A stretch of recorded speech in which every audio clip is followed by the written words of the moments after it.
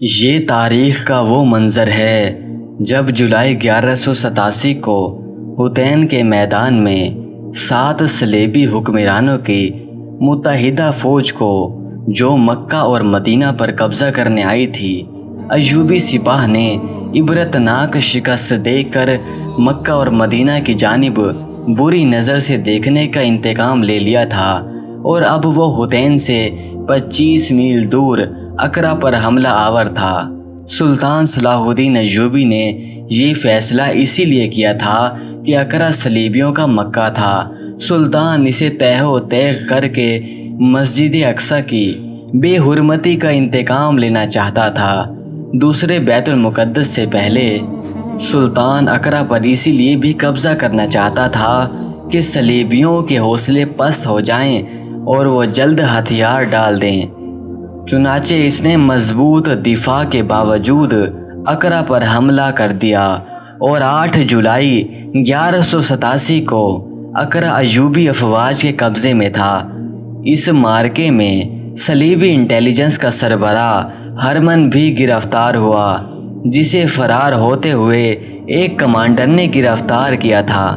گرفتاری کے وقت ہرمن نے کمانڈر کو خوبصورت لڑکیوں اور بہت سا سونا دے کر فرار کرانے کی پیشکش کی تھی، مگر کمانڈر نے اسے رد کر دیا۔ ہرمن کو جب سلطان صلاح الدین ایوبی کے سامنے پیش کیا گیا تو اس نے گرفتار کرنے والے کمانڈر کو خراج تحسین پیش کرتے ہوئے سلطان سے کہا، اے سلطان معظم، اگر آپ کے تمام کمانڈر اس کردار کے ہیں جو مجھے پکڑ کر لایا ہے تو میں آپ کو یقین کے ساتھ کہتا ہوں کہ آپ کو بڑی سے بڑی فوج بھی یہاں سے نہیں نکال سکتی۔ اس نے کہا، میری نظر انسانی فطرت کی کمزوریوں پر رہتی ہے، میں نے آپ کے خلاف یہی ہتھیار استعمال کیا۔ میرا ماننا ہے کہ جب یہ کمزوریاں کسی جرنیل میں پیدا ہو جاتی ہیں یا پیدا کر دی جاتی ہیں تو شکست اس کے ماتھے پر لکھ دی جاتی ہے۔ میں نے آپ کے یہاں جتنے بھی غدار پیدا کیے ان میں سب سے پہلے ان میں یہی کمزوریاں پیدا کیں۔ حکومت کرنے کا نشہ انسانوں کو لے ڈوبتا ہے۔ اے سلطان معظم، آپ کا جاسوسی کا نظام نہایت ہی کارگر ہے۔ آپ صحیح وقت اور صحیح مقام پر ضرب لگاتے ہیں، مگر میں آپ کو یہ بتانا چاہتا ہوں کہ یہ صرف آپ کی زندگی تک ہے۔ ہم نے آپ کے یہاں جو بیج بو رکھا ہے وہ ضائع نہیں ہوگا۔ آپ چونکہ ایمان والے ہیں اسی لیے آپ نے بے دین عناصر کو دبا لیا ہے، لیکن ہم نے آپ کے امراء کے دلوں میں حکومت، دولت، لذت اور عورت کا نشہ بھر دیا ہے۔ آپ کے جانشین اس نشے کو اتار نہیں سکیں گے اور میرے جانشین اس نشے کو تیز کرتے رہیں گے۔ اے سلطان معظم، یہ جنگ جو ہم لڑ رہے ہیں یہ میری اور آپ کی یا ہمارے بادشاہوں کی اور آپ کی جنگ نہیں، یہ کلیسا اور کعبہ کی جنگ ہے جو ہمارے مرنے کے بعد بھی جاری رہے گی۔ اب ہم میدان جنگ میں نہیں لڑیں گے، ہم کوئی ملک فتح نہیں کریں گے، ہم مسلمانوں کے دل و دماغ کو فتح کریں گے، ہم مسلمانوں کے مذہبی عقائد کا محاصرہ کریں گے۔ ہماری لڑکیاں، ہماری دولت، ہماری تہذیب کی کشش جسے آپ بے حیائی کہتے ہیں، اسلام کی دیواروں میں شگاف ڈالے گی۔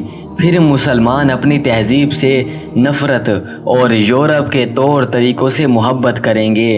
اے سلطان معظم، وہ وقت آپ نہیں دیکھیں گے، میں نہیں دیکھوں گا، ہماری روحیں دیکھیں گی۔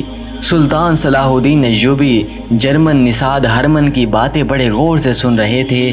ہرمن کہہ رہا تھا، اے سلطان معظم، آپ کو معلوم ہے کہ ہم نے عرب کو کیوں میدان جنگ بنایا؟ صرف اسی لیے کہ ساری دنیا کے مسلمان اس خطے کی طرف منہ کر کے عبادت کرتے ہیں اور یہاں مسلمانوں کا کعبہ ہے۔ ہم مسلمانوں کے اس مرکز کو ختم کر رہے ہیں۔ آپ آج بیت المقدس کو ہمارے قبضے سے چھڑا لیں گے، لیکن جب آپ دنیا سے اٹھ جائیں گے مسجد اقصی پھر ہماری عبادت گاہ بن جائے گی۔ میں جو پیشن گوئی کر رہا ہوں یہ اپنی اور آپ کی قوم کی فطرت کو بڑے غور سے دیکھ کر رہا ہوں۔ ہم آپ کی قوم کو ریاستوں اور ملکوں میں تقسیم کر کے انہیں ایک دوسرے کا دشمن بنا دیں گے اور فلسطین کا نام و نشان نہیں رہے گا۔ یہودیوں نے آپ کی قوم کے لڑکوں اور لڑکیوں میں لذت پرستی کا بیج بونا شروع کر دیا ہے۔ ان میں سے اب کوئی نور الدین زنگی اور صلاح الدین ایوبی پیدا نہیں ہوگا۔ سلطان صلاح الدین ایوبی کا سنہری قول: اگر تم نے کسی قوم کو تباہ کرنا ہے تو اس کی نوجوان نسل میں بے حیائی پیدا کر دو۔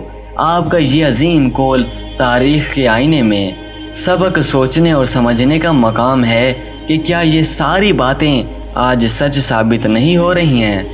اب بھی وقت ہے ہم اپنا احتساب کرتے ہوئے راہ راست پر آ جائیں اور اپنی آخرت سنوار لیں۔